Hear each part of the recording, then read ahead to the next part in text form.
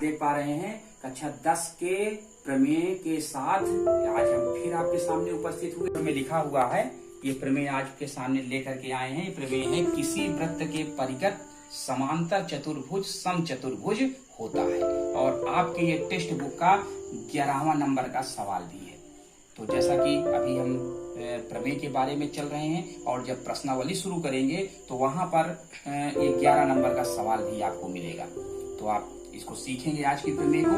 पूर्व के वीडियो में जैसा कि हमने आपको बताया है कि कोई भी उस प्रमेय की लैंग्वेज को, भाषा को सबसे पहले हम लिख देते हैं और इसी बात को हमको दो भागों में डिवाइड करना होता है, दो भागों में बांटना होता है, जिसके मदद से हमारी प्रक्रिया आसान बन जाती है। तो जैसा कि आप देख पा रहे हैं आपके सामने प्रमेय की पूरी बात लिखी हुई है। इस बात को हम दो भागों में बांटते हैं। एक भाग हमने ये बना दिया किसी वृत्त के परिगत समांतर चतुर्भुज और दूसरा भाग हमने बना दिया समचतुर्भुज होता है। ये दूसरा पार्ट हो गया और ये आपका पहला पार्ट है।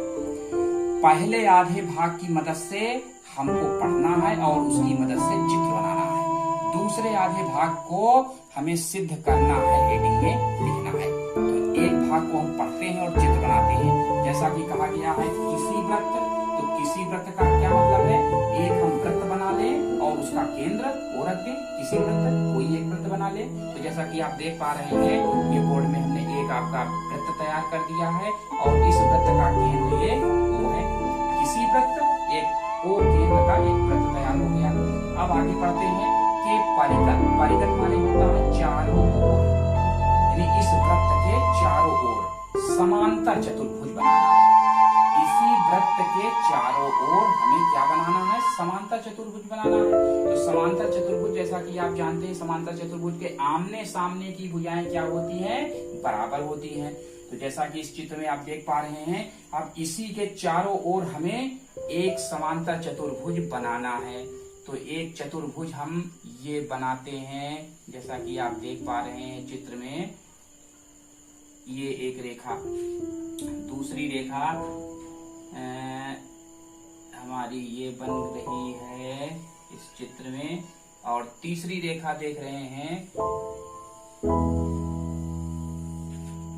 और ये चौथी रेखा।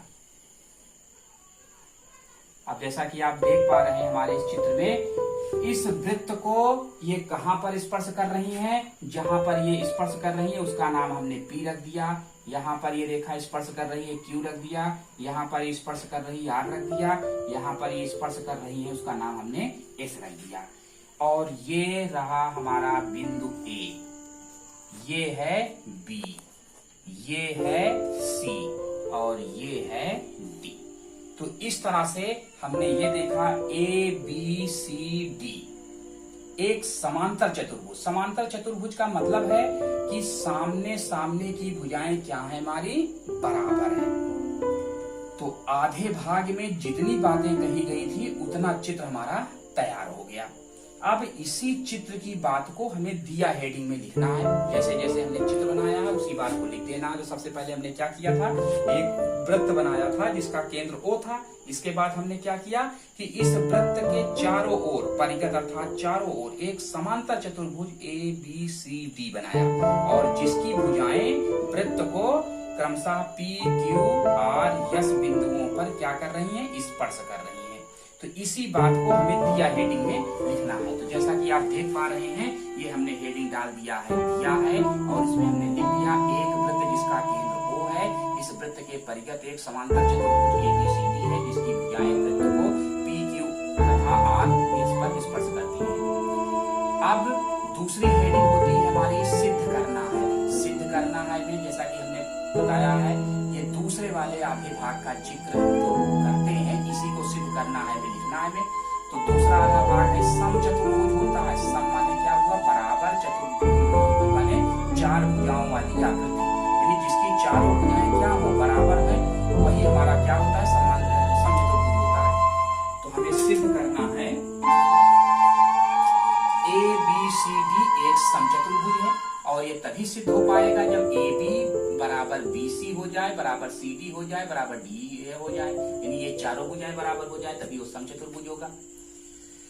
अब इसके बाद हेडिंग हम डालते हैं उपपत्ति। अब जैसा कि आप चित्र में देख पा रहे हैं कि हमें 4 बिंदु मिले, इस चतुर्भुज के 4 बिंदु मिले। एक बिंदु ए है, दूसरा बिंदु बी है, तीसरा बिंदु सी है, चौथा बिंदु डी है। तो यहाँ से क्रम से हम एक एक बिंदु लेंगे। अब जैसे हम बी से शुरुआत करते हैं, तो बिंदु बी को हमने लिया, तो इस वृत्त का ये बाह्य बिंदु है, क्योंकि ये बिंदु वृत्त के अंदर नहीं है बल्कि बाहर स्थित है, इसलिए इस बिंदु का नाम क्या होगा? बाह्य बिंदु होगा। और हम पूर्व के प्रमेय में पढ़ चुके हैं कि किसी भी वृत्त पर वृत्त के बाह्य बिंदु से खींची गई स्पर्श रेखाएं बराबर होती है। ये शायद हमारा पहला या दूसरे वीडियो में इस बात को हम सिद्ध भी कर चुके हैं। तो इस तरह से ये अब हमारे लिए एक फार्मूले का काम करेंगे। ये एक प्रमाण के तहत सिद्ध हो चुका है कि किसी भी वृत्त के बाह्य बिंदु से खींची गई स्पर्श रेखाएं बराबर होती हैं। तो यहाँ पर जैसा कि आप देख पा रहे हैं इस चित्र में बी बिंदु बाहर का है, तो जब बाहर है तो यहाँ से एक स्पर्श रेखा BQ है जो वृत्त को स्पर्श करती है, और एक स्पर्श रेखा आपकी BP है। तो ये दोनों स्पर्श रेखाएं क्या होंगी? बराबर होंगी, क्योंकि बाह्य बिंदु से वृत्त पर खींची गई स्पर्श रेखाएं बराबर होती है। तो यहाँ से BP बराबर हो जाएगा BQ। समीकरण जैसा कि आप देख पा रहे हैं हमने लिख दिया समीकरण ये किस लिए हो रहा है? क्योंकि किसी भी बाह्य बिंदु से वृत्त पर खींची गई स्पर्श रेखाएं सदैव क्या होती हैं? बराबर होती हैं। जैसा कि चित्र में आप देख पा रहे हैं ये दोनों भुजा इसकी बराबर होगी।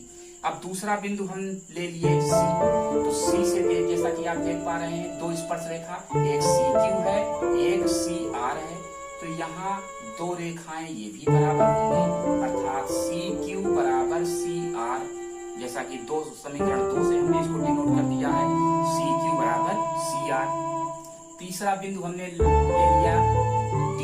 अब D से देख रहे हैं एक स्पर्श रेखा DR है, दूसरी स्पर्श रेखा DS है। यहाँ से ये 2 रेखाएं आपके बराबर होंगी, DS बराबर DR।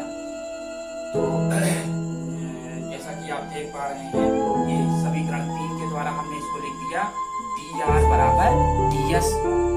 अब फिर से आप चित्र में देखिए पुनः बिंदु A से 2 स्पर्श रेखा, एक स्पर्श रेखा AP है, दूसरी स्पर्श रेखा AS है। तो ये दोनों स्पर्श रेखा भी हमारी बराबर होगी, क्योंकि ये वृत्त का बाह्य बिंदु है। भाई ABCD चारों इस वृत्त के बाहर स्थित है, इसलिए बाह्य बिंदु है। तो A भी बाह्य बिंदु हुआ, बाह्य बिंदु से 2 स्पर्श रेखा AP और AS है, तो जिसको हमने समीकरण 4 के माध्यम से कर दिया AS बराबर AP, AS बराबर AP।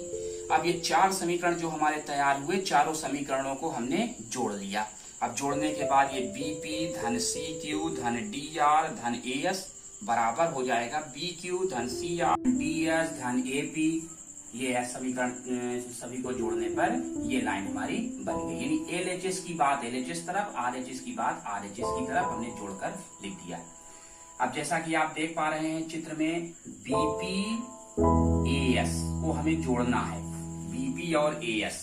तो चित्र में देख पा रहे हैं BP यहाँ है और AS यहाँ है।